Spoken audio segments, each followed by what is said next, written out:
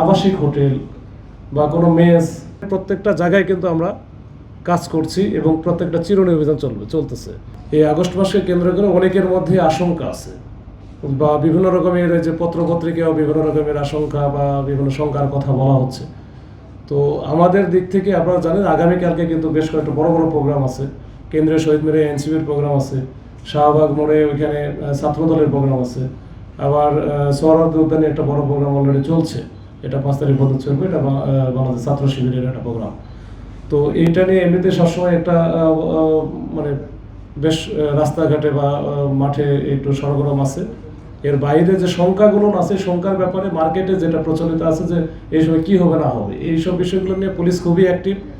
এটা স্যারে আমরা একটু আগে মিটিং করে আসলাম, স্যারও বলে দিল যে এটা বলে দাও যে আমাদের প্রত্যেকটা টিম, প্রত্যেকটা থানা, প্রত্যেকটা ইউনিট যেগুলো আছে তারা কাজ করতেছে এবং আমরা যেটা কাজ করছি যে আবাসিক হোটেল বা কোনো মেস বা যে কোনো অনেক যারা আপাতত সরকারের সময় যারা অনেক নেতা কর্মী বা যারা আছে যে তাদের হয়তো অনেক ফ্ল্যাট আছে, যারা এক একজনের নামে 5টা 7টা 8টা করে, যেটা তাদেরকে হয়তো বা এখানে রাখার ব্যবস্থা করা হয়।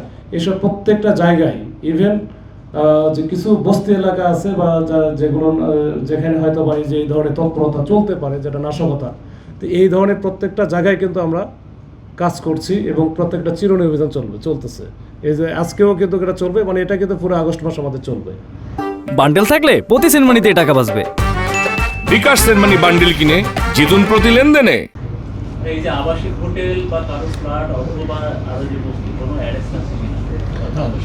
এটা প্রতিদিনই অ্যারেস্ট আছে, মানে প্রতিদিনই কিন্তু এটা চলতেছে। গতকালকে স্পেসিফিক এই যে আগস্ট ইস্যুতে আমাদের কোনো অ্যারেস্ট আছে এই যে স্থাপনার কথাগুলো বললেন, যেখানে একটা অভিযান মানে নাশকতা করতে পারে এরকম। আমরা কিন্তু বিভিন্ন সময়ে যে এটা তো ধরতেইছি যে যখনই আমরা এরকম যাকে ধরা হচ্ছে সে যদি এনআইডি কার্ড না দেয় বা তার যদি তথ্য গোপন করে, সেক্ষেত্রে কিন্তু আমরা প্রতিদিনই ধরতেছি।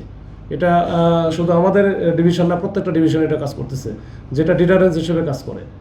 তো এখন আমি যদি এখানে কেন আসছি, আমার পরিচয় কি, এটা যদি আমি না দিতে পারি, তার মানে আমার মধ্যে অন্য কোনো সমস্যা আছে।